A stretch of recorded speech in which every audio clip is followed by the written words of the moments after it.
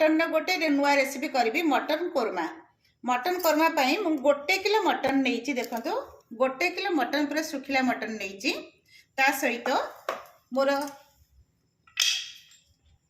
4टी medium तो टिके बड़ हम बड़ साइज नुहे पियाज टाक पूरा स्लाइस हिसाब से काटी देछि।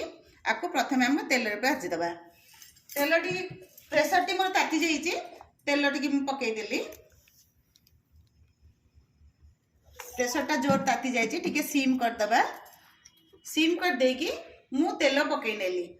तेल रे मु प्राय 100 ग्राम भाई तेल पकईकी पियाज गुड़िक से भाजी नेली। मु प्रेसर रे करूची और प्रेसर रे कले खूब शीघ्र हम ताको मु भल कि भाजी नौची। देखो पियाज गुड़ाक पूरा गोल्डन कलर हो गलानी। आमे एति बेले ताको भल कि छाणिकी नहीं जिबा। 1/3 नहीं जीवी गोटे 3 भाग नहीं गले गोटे भाग रहिबो सेतिरे मु एई पियाज गुड़िक एइथरे छाणी नहीं जीवी कारण एगुड़ाक आमे परे दबा। आपको भल कि आमे छाणी नहीं जीवा। अल्प पियाज अच्छी एथिरे आमे मटन टी पकईकी भाजी नबा। प्रेसर रे करची मोटा छोटिया टिके ताको दबा को टिके असुविधा होची हेले शीघ्र होबा पई मटन टाक मु प्रेसर रे आज करूची। प्रेसर मोटा छोटिया तो तेणुक असुविधा है टिके शीघ्र ढालिया पई जा हो सेई तेल जो थिला सेई थेरे मटन टाक मु भल कि भाजी नेबी। मटन टाक भाजी नेबी मु सामान्य टिके हळदी देकी मटन टाक भाजी नेबी। देखो एतिकी हळदी देकी मु भाजी नौची खाली टिके जस्ट येलो कलर हबा पई।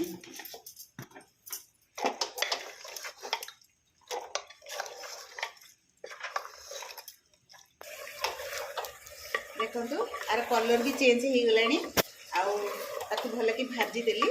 एई मटन टा भाजिया भितर मु भजा मसला टा रेडी करी। देखो भजा मसला मु एई गुडी को नहींची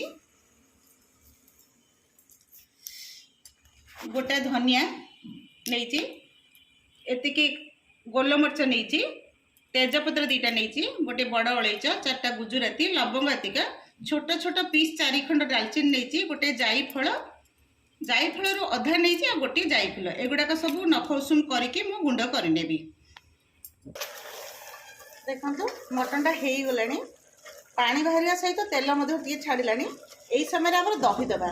दहीटा को मुझे डायरेक्ट न देकी देखो दहीटा को मुझे डायरेक्ट न देकी दही मोर गोटे चामच धनिया गुंड गोटे चामच गरम मसला गोटे चामच लंका गुंड मुझे सब दही रे मोर फेंटी नेबी।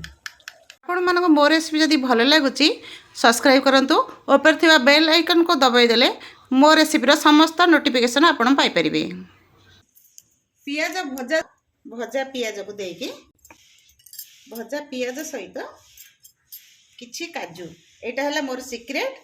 तेणु करी ए काजूटा देकी ताको भल के एखिना मु बाटी आनिबी। तो केते सुंदर कलर आसी गलानी ता सहित देखिए आम केते भाग सिझिलानी।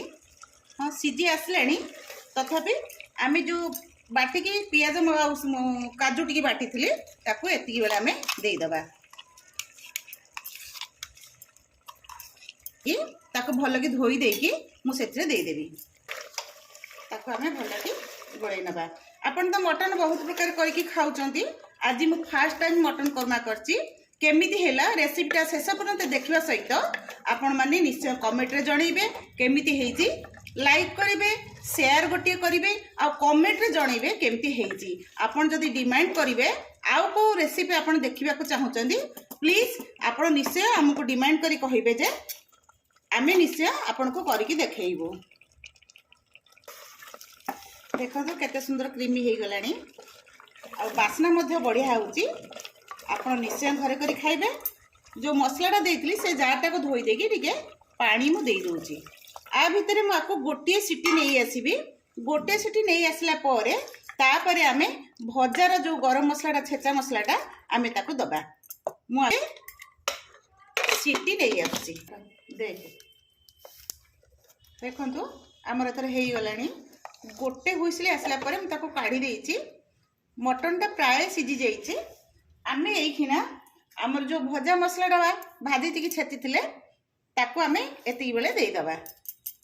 मु अधा देइछि, संपूर्ण देइनी कारण बहुत मोटा हे जाउछि।